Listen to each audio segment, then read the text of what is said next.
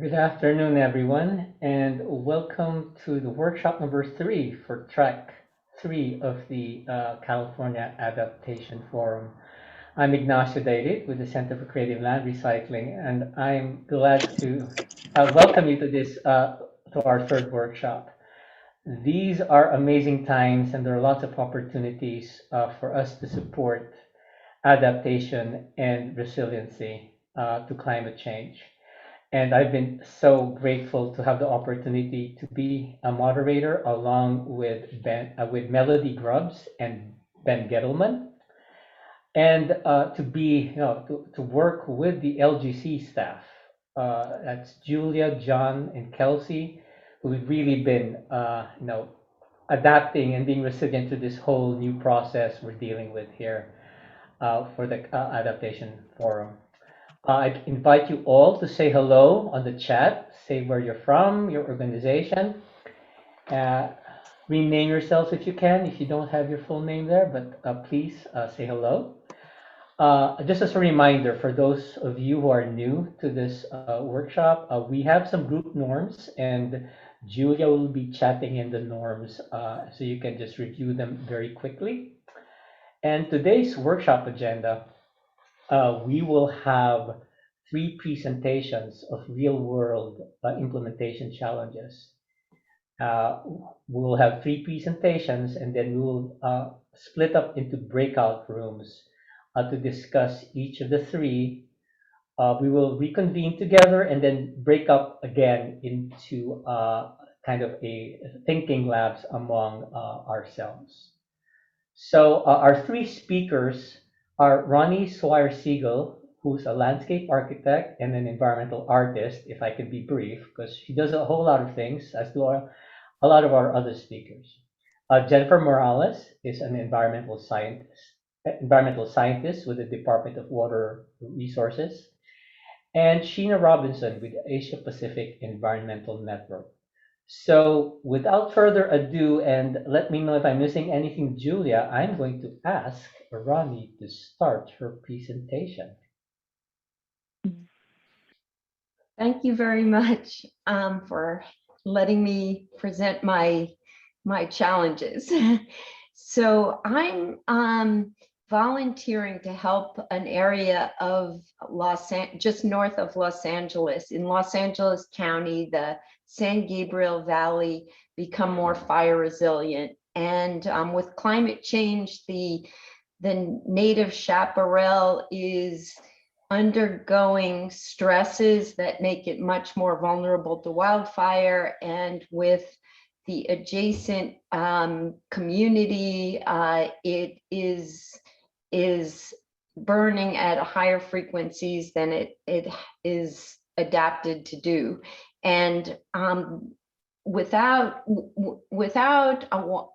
winds from Santa Ana winds, which we get, the fires are devastating, but they have been able to be kept away from most of the built areas, but a wind-driven fire could be devastating to our area. So I'm presenting to you one of the many strategies for making our San Gabriel Valley more wildfire resilient.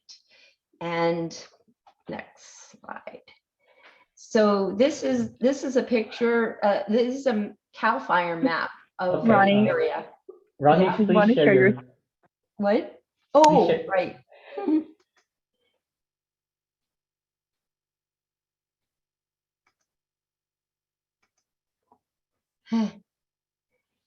Can you see it? Okay.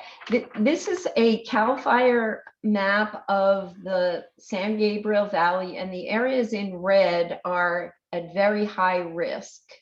And most of them border Angeles National Forest and other wildland areas. So I've been volunteering with the San Gabriel Valley Council of Governments, and this is an association of 31 cities in the San Gabriel Valley, and it's home to 1 million people in Los Angeles County. And the areas along the WUI, the wildland urban interface, are built right up to the chaparral, and there aren't fire roads in between, and it's very hard to protect these neighborhoods from getting burned during wildfires that may start up in the chaparral. And at the same time, a lot of the fires are started by human activity and then spread into the chaparral. So the strategy of creating a wildfire risk reduction buffer zone between the built environment and the native land is what I'd like to explore today with you. The first strategy we recommend is not building any further into the natural wildlands. So creating a red line between the built environment and the wildland, and then creating a buffer that would be approximately 50 miles long, and the width would have to be determined by fire scientists and the fire department and careful study. So here's an example of why this kind of buffer may be very helpful. In this photograph, Jet Propulsion Lab is at the bottom here with its own hillside that is maintained and a fire road on top. So there's a nice buffer, but then a community has built way out into this area with one road to get to it, bordering wildlands all around it. And then another one got added afterwards. So this kind of illustrates the importance of not building into the wildland any further. And in some communities along the border, they've already taken great steps at creating buffer zones. So in this situation, the water infrastructure with sediment ponds is part of the buffer, and there are green areas, golf courses, and a stream bed that is maintained. So there are many ways of creating these buffers, and because the area is such a large segment of land, we have to look into how we can create public-private partnerships to enable us to designate buffers and to pay for maintaining them in a fire-safe way. So the challenge in this area is both stopping development beyond the already built areas, which are into the WUI, and creating some sort of managed buffer between them that would have fire access roads and allow for the fire department to better stage a defense. These buffer zones could be existing golf courses, they could be ball fields that might be needed for the community. They could be agricultural land or community gardens or hiking trails. And bikeways could run along the fire road as well. These buffer areas could also add stormwater recharge possibly, and mitigate flooding and debris flows. So the challenges are, the project status is that we've made a couple of presentations to the San Gabriel Valley Council of Governments, and we're recommending fire safe councils, community wildfire protection plans, outreach programs to have communities do home hardening and defensible space on their own yards. But this focus is on not building homes in high fire risk areas anymore, and also having wildfire risk reduction zones that would be maintained and built with public funds and private partnerships. So we've also we've also found that there are grant funding sources that the Council of Governments is ready to apply for. And we're running a wildfire virtual symposium with speakers from many different multidisciplinary areas of the issue to begin to educate the communities involved as to what needs to be done.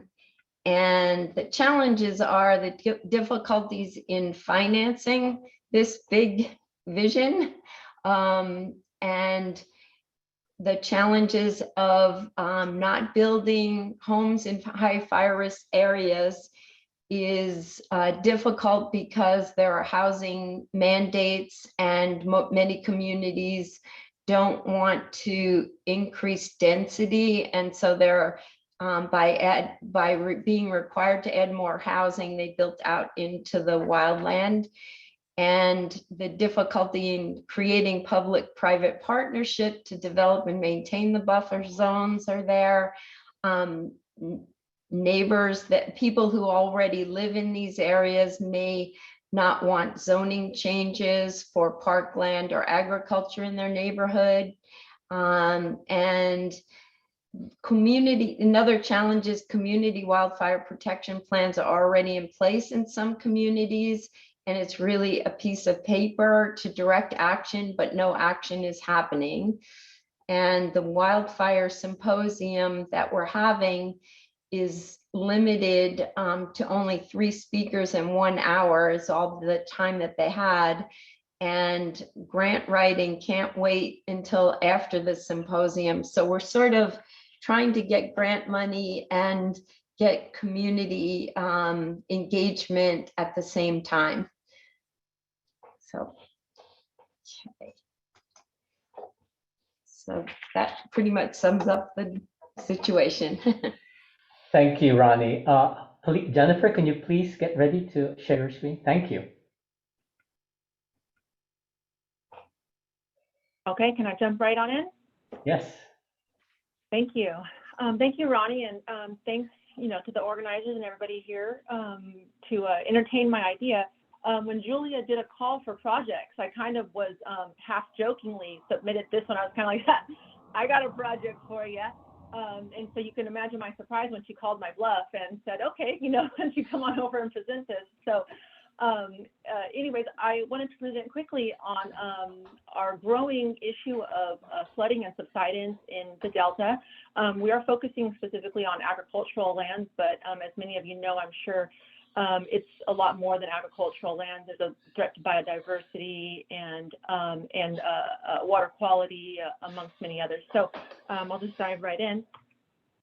So subsidence in the Sacramento-San Joaquin Delta. So the Delta was dewatered back in the 1800s to make land for vegetation and agriculture, and has become a very rich agricultural area. I'm not going to read this slide. I know we're kind of pressed for time, but in addition to a very large agricultural output, it also provides thousands of jobs and provides water for some 23 million Californians.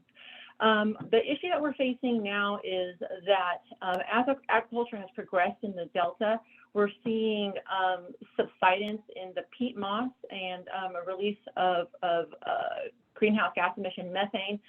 And so that, along with ongoing subsidence, along with sea level rise impacted by climate change, we're going to be at a loss of some of these islands in the oncoming future. So other threats include, earthquakes, levee stability issues, and basic system function. So we have a lot of players going on, a lot of players with jurisdiction in the Delta, and they have varying goals, they have varying objectives, they have varying political will and power and budget, and they all kind of have a thumb in the operation.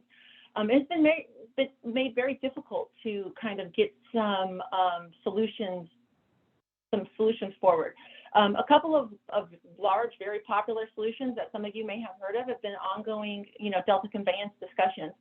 We've been having the discussions of a large conveyance project for decades now, without success. And again, that comes down to financing, political support, scientific backing, public support, political will. So we now again have a streamlined Delta conveyance project with a single tunnel on the books. Other things that have seen success in reversing subsidence in the Delta have been experimental wetlands, best management cropping practices, things like that kind of are able to regenerate those peat soils in the Delta. And so some of the things I've mentioned already, the big problems that we see here are the, multiple players with multiple jurisdictions. We have environmental issues, endangered species, invasive species. We have a degrading water quality and fluctuating supplies, the cost of action, and we also need to think about the cost of inaction, political will, public support, the growing climate crisis. At stake here is a water supply for millions of Californians, and then catastrophic levee failure that would not only threaten supply, but also threaten life and property. I was told we can only pick 3 to focus on. So if you come to my breakout session, we're going to be talking about these three hot topic items. Multiple players with varying jurisdictions and objectives, garnishing public support and political will, and tackling the growing climate crisis. So we'll be solving all the world's problems in my breakout session. It's, bound to be an exciting conversation. Most Californians have an opinion about this, so come on over and join us. Thank you. Thank you, Jennifer. Sheena. Sheena with APEN.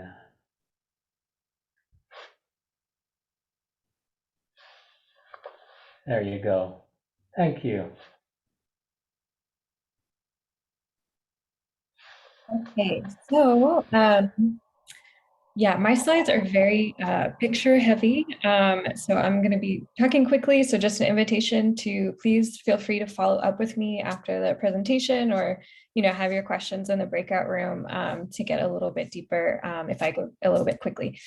So I wanted to talk today about resilience hubs, and when I say that, this is something that APEN and our allies in the environmental justice community are fighting for in California, and we mean this in a very holistic sense. There are, other things like cooling centers, evacuation centers, which are all needed in this, effort to build more resilience and options for people. But, working deeply in environmental justice communities, knowing that our folks face environmental racism, we face climate injustices, environmental injustices every day. And our communities need places to go that build resilience on that daily level, that are trusted and accessible, and are, offer holistic solutions that are, by and for the community. So that's what I mean when I say resilience hubs. And APEN is working with the RISE Center in Richmond, which is, a very impacted environmental justice community, home to the state's largest stationary polluter, the Chevron refinery, home to multiple Superfund sites, that we are building a resilience hub right there in Richmond. And the RISE Center is transforming its existing facilities into kind of a RISE Commons campus that's being co-designed by the youth that they serve. So some of the pictures here are, the mock-ups of what it's going to look like very soon. And then if you want to check out their website, therisecenter.org, you can actually dive into all these different spaces that the youth have been co-designing to really recognize that resilience is more than just clean energy. It's more than water, but it's all these things that actually build social cohesion and health and have more of a systemic approach. Let me go to the next one. So where it's at right now, it's a little bit farther along, but I did want to share examples of, how it's going. Almost 100, I think around 125 youth that currently participate in the RISE Center were part of the design process. Even incorporating things of like, lots of natural light, being able to see their community as they're in there, lots of common space so they can bring their family and loved ones to programming, and also in, times of emergency. That's all going to show up here. Obviously, the pandemic slowed things down a little bit. So right now we are moving forward with construction and hoping to reopen in spring of next year. And APEN is working with them to find solar and storage developers right now. So those will be kind of installed after most of the construction is done. Let's see, next slide. Just lastly, APEN is also working with our youth to develop surveys that they can take to their peer networks and the broader community enrichment, and really hone in on the resilience aspects of the kind of clean energy and storage systems that are going to be there. So they are creating these surveys, they are taking them to their peers. We've gotten about 150 responses so far. These slides on the bottom are just a couple examples of, what folks want to see. And it's a whole process of, political education about what is a resilience hub. Does your family have an emergency plan? How can the center be used? What resources do you want to see? What trainings do you want offered? And like, where do you want your skills to grow, as part of this center over time, just to like layer on that resilience. It's really increasing their capacity to make decisions about this resilience hub over the long term, and really thinking about kind of co-governance. And so, when we, emergency happens, the power goes out, there's a PSPS event, there's a shelter in place event, they're going to be well equipped to make decisions about what and where to power the facility. So I'll leave it at that for now. It was pretty quick. I'm happy to dive in more with folks if they have questions, but yeah, that's the RISE Resilience Hub. Thank you, Sheena. And I think Ben takes over for now. Okay, go ahead, Ben. Thanks, Ignacio, and thank you to our three presenters, and thank you for going through those enlightening rounds. There's lots to unpack there, and I think that's part of what we're going to do in the breakouts that we're going to go into very soon. So the sort of, as we were thinking about the design for this workshop and this discussion, we really did want to leverage all the expertise and experience of the folks who've been participating in these workshops. And so we've sort of designed this of, the folks who presented have these really great ideas that are, in process, and I think they'll benefit from some guidance that we all can provide. So this next half an hour or so is intended to be a lab of sorts where, the presentation that Ronnie, Jennifer, and Sheena have presented, I think they could really use some advice on how to address these challenges. So we're gonna break out into these three groups. You'll be able to choose which of the groups you want to go to. So that'll pop up pretty soon. And then we're going to organize the conversation by three key challenges that each of them identified, and really kind of have a bit of a back and forth conversation to get more clarity on what those challenges are, a little bit more information about the project. And I think they're really interested in hearing any creative solutions you might have, any experiences that you've had from your work, or really anything that would sort of help move things along as they continue their really important work. The one thing I'll note is we're generally aiming to have somewhat balanced groups. So if we have an overpacked room, we might ask some people to move around, but we'll just sort of see how that goes and ask for folks just to be flexible there. I think that is everything. So you're going to be, you'll be able to choose which breakout room you go to soon. And then each of those rooms will have a facilitator along with a presenter, and they can take it from there. And then we'll come back and do some kind of report outs of what we learned. Great, thanks, Ben. I'm going to go ahead and open up the rooms in just a moment. I know that we didn't give our presenters too much time to present, so I'm recognizing that. The facilitator in your room will share the presentation deck so you can have that as a reference in case it's helpful for the discussion. So with that, I will open the rooms and we'll be spending about half an hour in this round of breakout. So enjoy.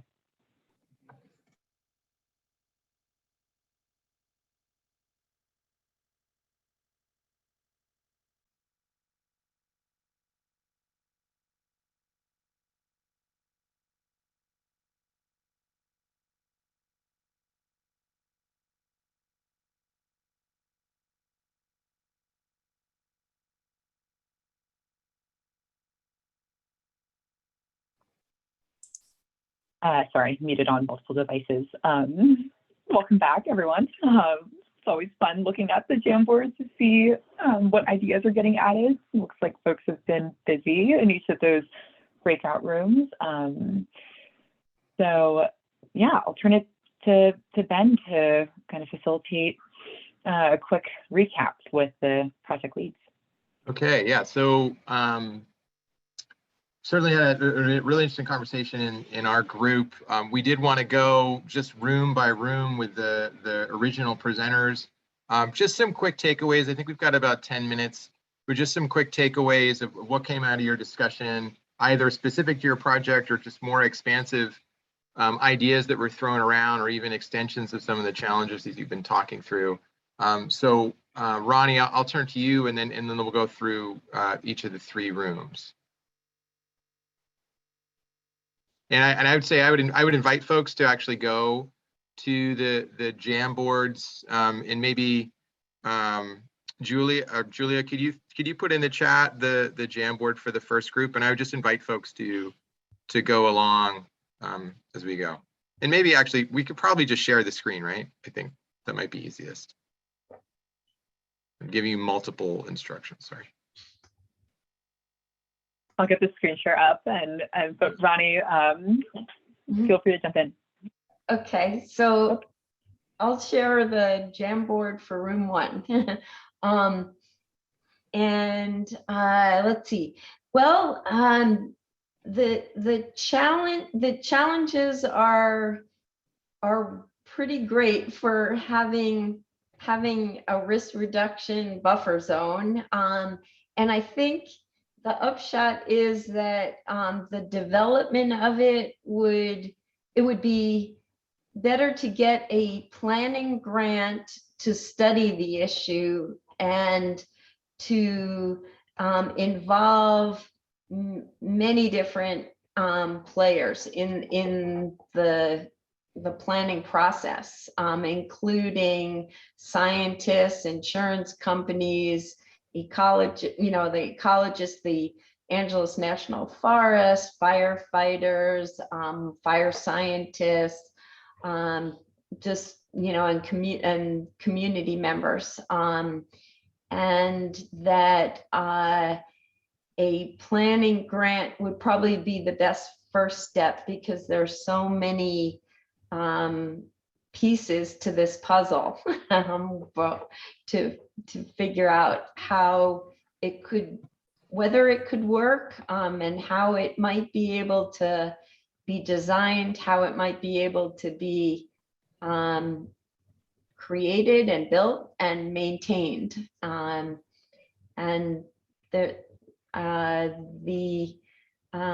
I still think it's a project that will be worth studying, and hopefully the outcome will lead to an expenditure of wildfire risk reduction funds that can also benefit the community in many different ways by having more recreational space and more opportunities for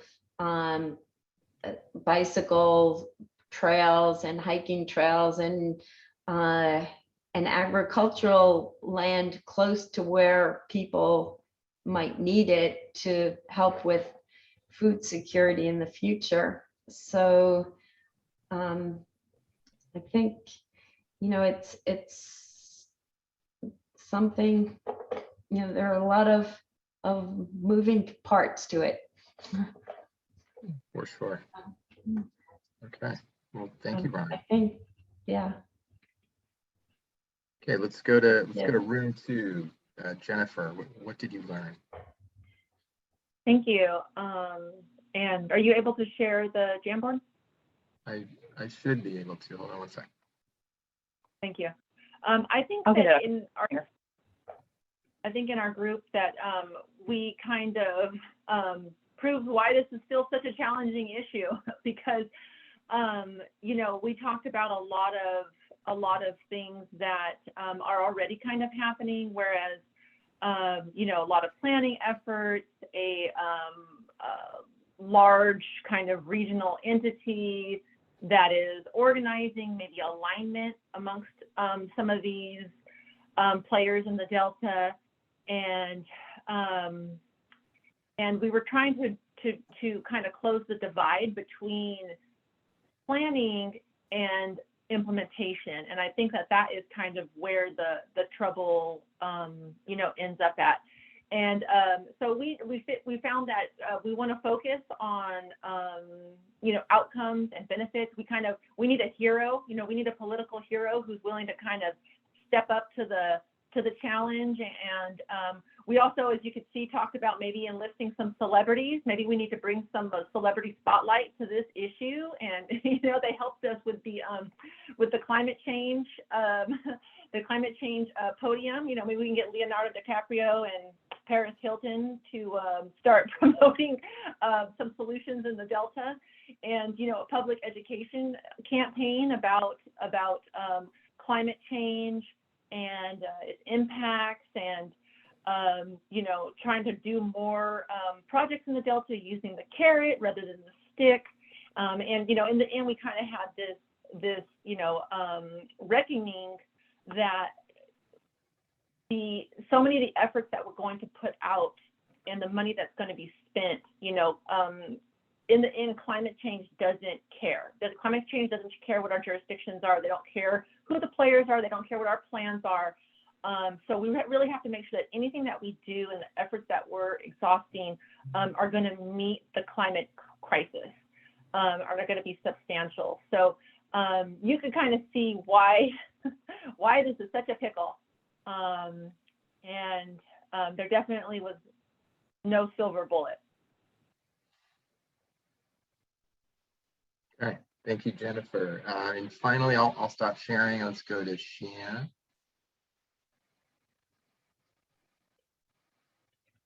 Sure. I guess I can share. Yeah, so some of the things we were grappling with in our group was around getting support for that deep community-based decision-making process, knowing that it's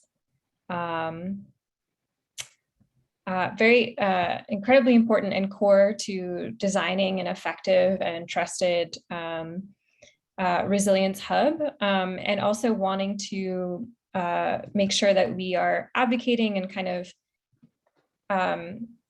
able to not just access resources to do that work for the Rise Center Resilience Hub, but as a value, making sure that clean energy grants and opportunities actually have community engagement built into them. So folks were coming up with some suggestions around, partnering with local government, with, high schools, other kind of emergency and social services, but I think also recognizing that, the resilience hub that we're designing here is a day-to-day center that will be used on a regular basis.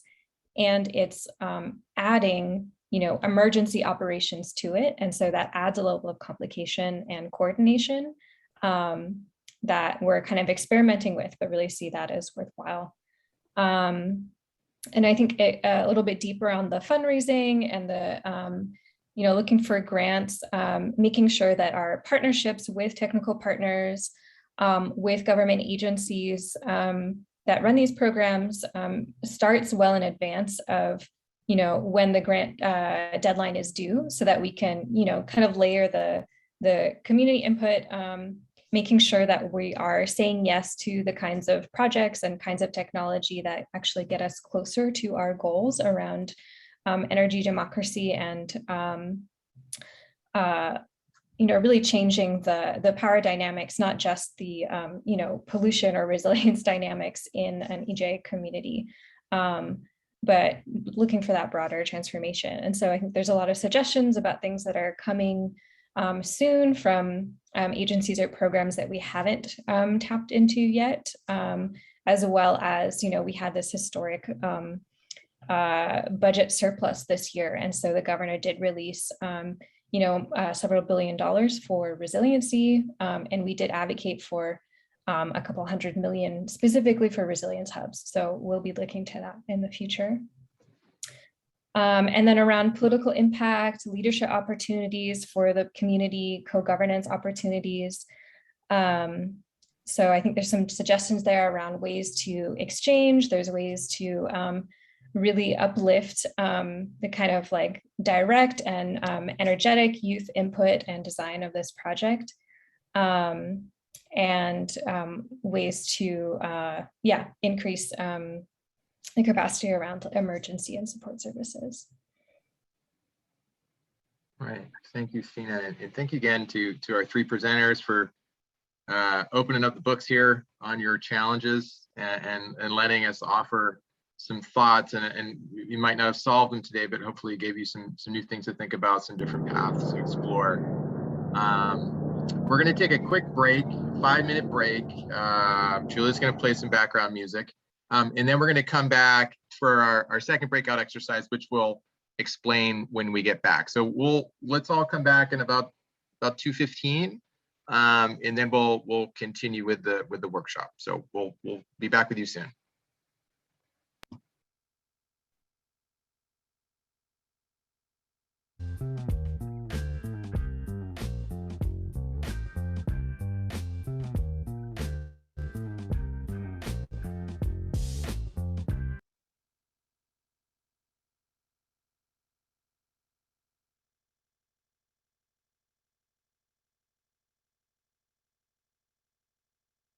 Folks, welcome back.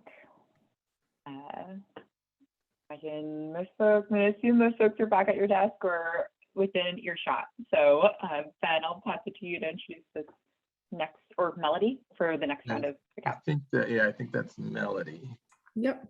Thank you, Julia. Hopefully everyone had a good break. So we're going to go into another breakout because this discussion has been so great. And what we want to talk about are game changers and upcoming opportunities. And so we're going to randomly assign participants to breakout rooms for discussion.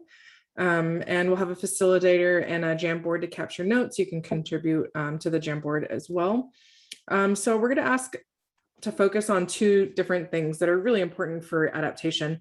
One are game changers. This can be past or future examples, or I guess past examples, right? We don't have examples of the future, but game changers, meaning what stands out as a game changer that has catalyzed your adaptation efforts and led you to where your agency organization is today. This could be anything from a whole glob of financing to kick things off the ground, or it could be pilot projects that have been implemented that kind of help spur other efforts going on. Also, we want to hear about upcoming opportunities. What are some of the upcoming opportunities that can be leveraged to further catalyze and accelerate adaptation implementation efforts? And so with that, Julia is going to put us in some breakout rooms and we'll continue the discussion there. All right, folks. Breakout rooms will launch in just a moment. We'll have about 20 minutes and some change for this round. So as always, you'll see some messages getting broadcasted from me to just help folks keep track of time. So enjoy. Very excited to hear the outcomes of this next discussion.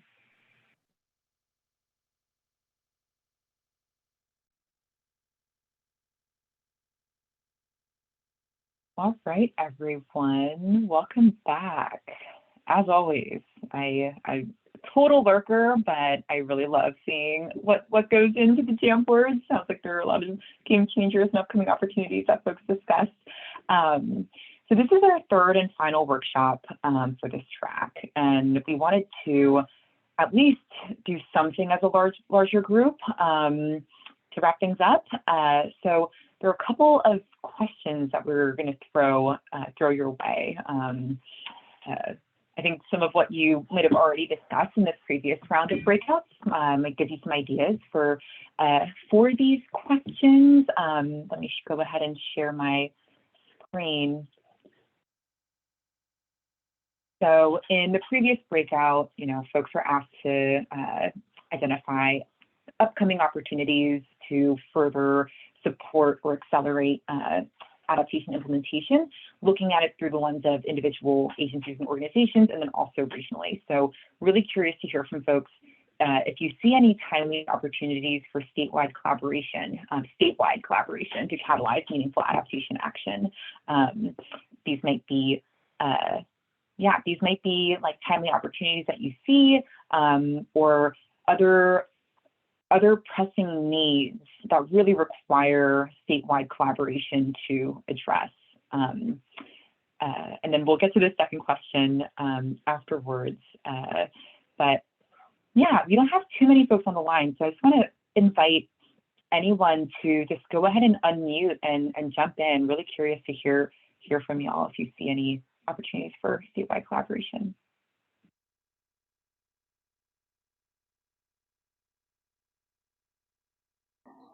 All right, I'll be the sacrificial lamb here. Ignacio David here with C Clear. And again, we had a great exchange at in our room. I think for game changer, I mean, we had game changers before, and this is, different agencies have certain funds for planning. When I say agencies, these are local governments mostly. And they've lost a lot of that. There are planning type grants available from the state, but they're competitive.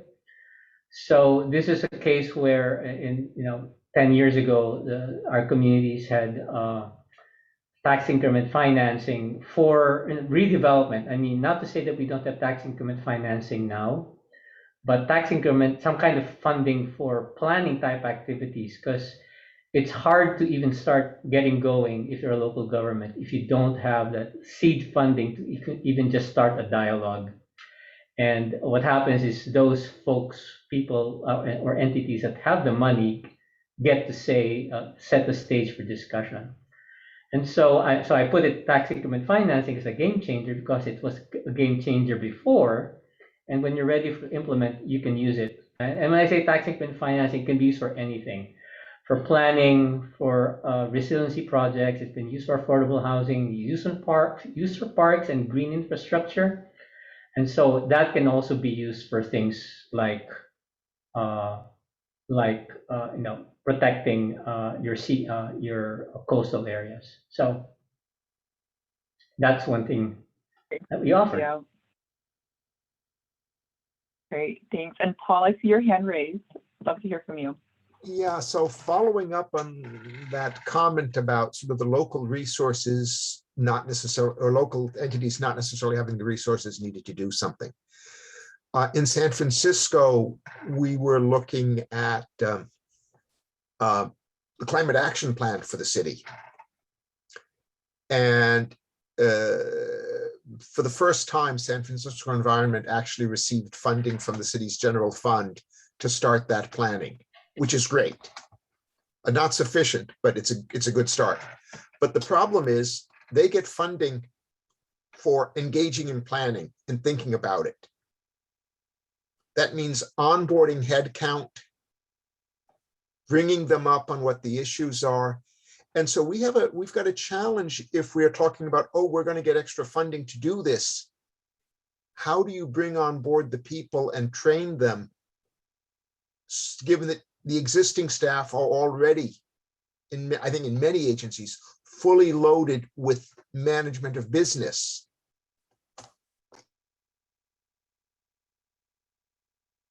Right, and I would say in this constantly evolving world of adaptation, it's not just onboarding and training, but constant retraining too. Yeah, it's certainly putting additional strain on the dollars we have. The problem is if people are working at 95% capacity at all time, it's really hard to get that extra 20% headcount to work on this critical issue. And how do we manage that? Mm-hmm. So perhaps there's an opportunity to look at like statewide advocacy efforts potentially. That is more so focused on capacity building for local jurisdictions and other organizations to really kind of stay up to date, stay engaged, and lead adaptation planning and implementation efforts. And I should also note, to Ignacio's point, and I think folks likely have seen this, but let me share it as another upcoming opportunity. Given the climate resilience budget package that was adopted, there are a number of things that I think folks will be interested in, and we will be covering this in a deeper way at the CAF closing plenary. And I should also note the climate resilience package supplements the wildfire and drought and flood preparedness packages. But there are a few new programs that will be established. So this one in particular is something that we are and will continue to track, the regional climate resilience planning and implementation. Like there will likely be program guidelines developed where folks can weigh in and ensure that your voice is heard in terms of what you see as priorities for the type of funding. So yeah, just wanted to add that quick point, but I'll open it back up. Other opportunities that folks see or needs for statewide collaboration?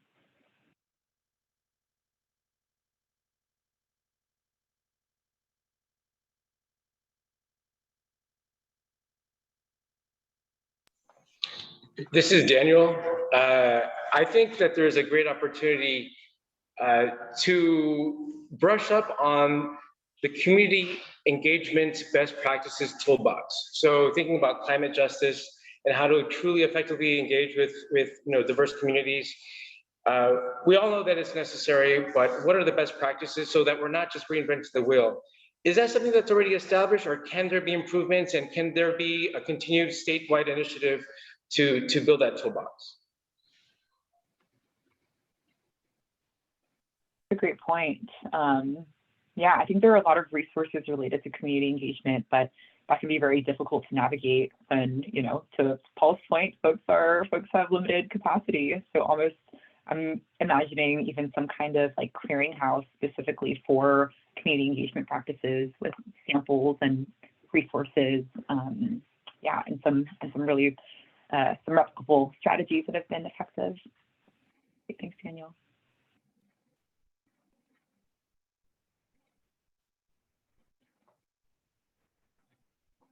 Thoughts from others? We'll shift over to the second question in just a moment here.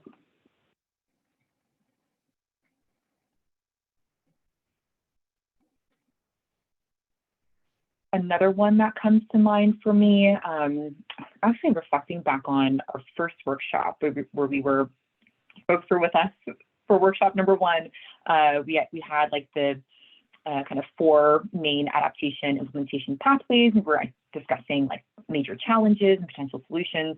And I remember monitoring and evaluation came up quite a bit, and how that's incredibly challenging, especially given limited dollars for implementation, virtually nothing for ongoing maintenance and monitoring and evaluation. So there could be potential for statewide collaboration there. Related to that was also how the philanthropic world I guess, looks at different, how they evaluate project proposals and what their priorities are, and a need to for an opportunity to engage with the world of philanthropy to increase their awareness of the challenges related to adaptation projects, so that we can tap into those existing funds as well. Julia, this is Ben. One thing that came up in our groups a bit was just this recognition that the impacts of climate change don't really recognize jurisdictional boundaries, and the governance issue and that sort of cross-boundary collaboration is going to be really important. And I think I think how governance happens is still kind of piecemeal, and it kind of depends on who's making decisions and what the opportunities are.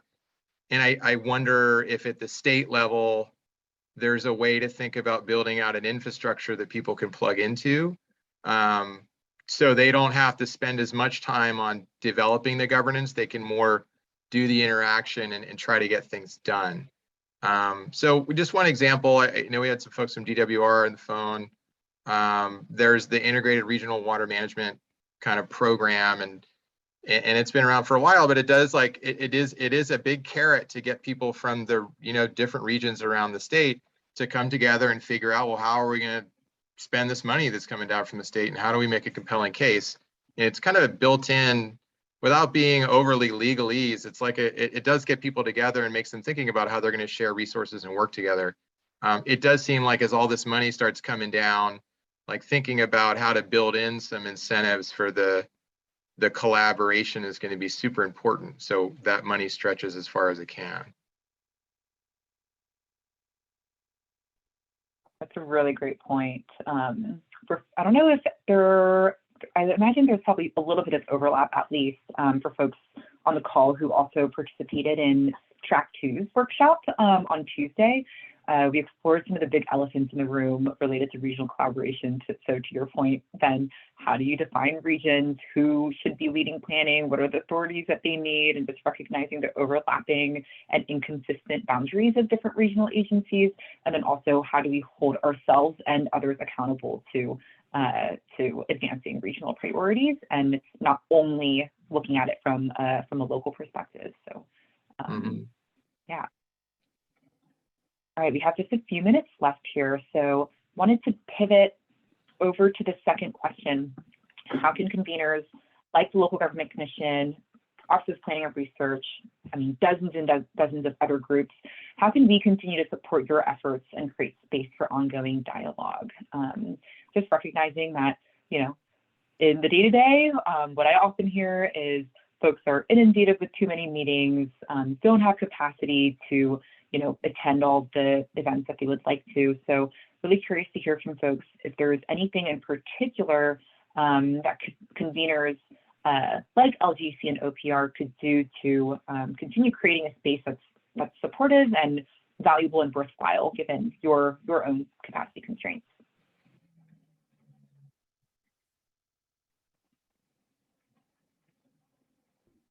Well, I'm going to speak up here. Danny, actually, I'm going to put him on the spot. He actually suggested a bunch of micro CAFs, sort of like this around different specific issues. Because we've really tackled a lot of different types of projects here. And, it's really hard in this, even if it's 2 hours, it's still not enough time to really dig deep. So I'm just echoing what Daniel Santillano basically said in our session.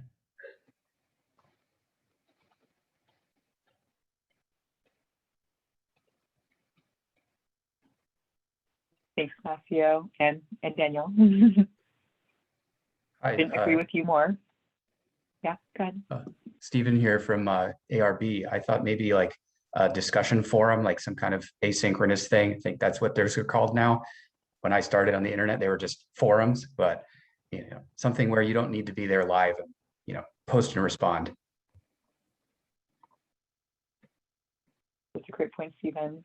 It takes me back to like 5 years ago when I thought like, hey, could we create like a subreddit? I don't know if folks go on Reddit. Like, can we create a subreddit, like, but professional spaces? Like, is that possible? Or we can like share resources and have discussions. So yeah, that's a great idea. Yeah, in some non-state jobs I've had in the past, they use Discord and Slack, which I'd only ever seen used by gamers before, but I don't see why you couldn't also do professional things on there. It's kind of a blended with chat function. So it's just for your own time in case you can't make every meeting. Yeah, I just to follow up, I'm involved with groups using both Slack and Discourse for exactly that sort of activity. And yes, it is very powerful, but also if there's a lot going on, you miss stuff that you would capture if you were in a meeting where these things were discussed. So there's again, on the overload problem, if there's this fire hose of threads, it's hard to keep track of them. Yeah, that's a good point. I'm generally hearing like, how can we use technology to our advantage? And also thinking about like what can be done asynchronously versus, what would be valuable to cover in meeting setting, and just keeping capacity constraints in mind, and also keeping the fire hose of information in mind, so we have some kind of way to curate and kind of have some kind of clearinghouse to help folks navigate these various resources. Yeah, that was going to be my follow-up, to have a weekly digest or a curate or something. But I know that depending how popular it is, that might eat up all of you guys' time too. Who knows?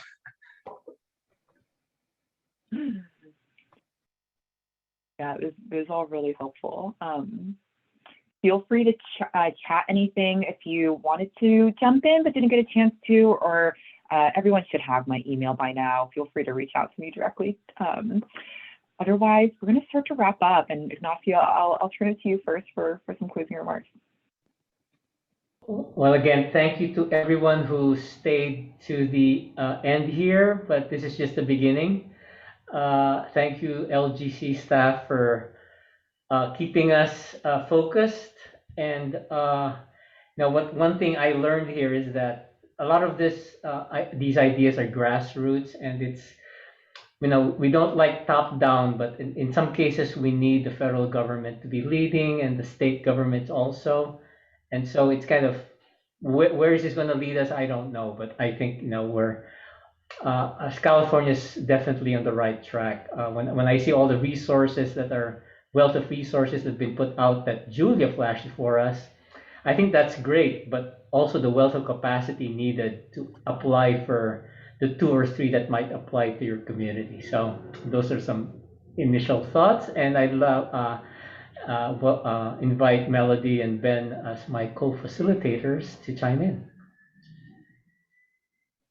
Thanks, Ignacio. This has been such a great experience facilitating, but also hearing some of the challenges and kind of hope of projects being implemented on the ground. I think there's a tremendous wealth of knowledge to be shared, and finding ways to collaborate and share that information across all different regions is critical.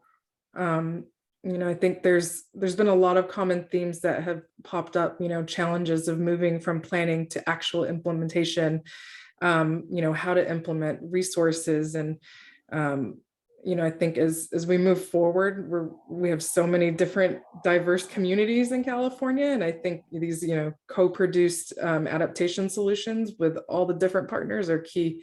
So that's kind of my observation. It's been great to participate in this, and I hope we keep this discussion going because there's definitely a lot of work to do.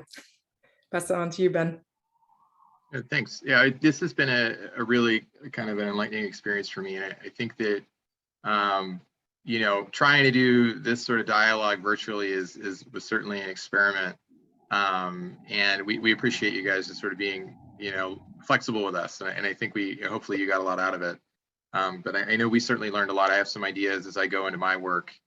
And also I think, made some connections with folks, which is great. And hopefully you all did too. So yeah, I just want to, thank you all for your time. We know everyone's really busy, and this is another kind of Zoom session to add to your daily. But hopefully you got a lot out of it. And again, we do appreciate your time.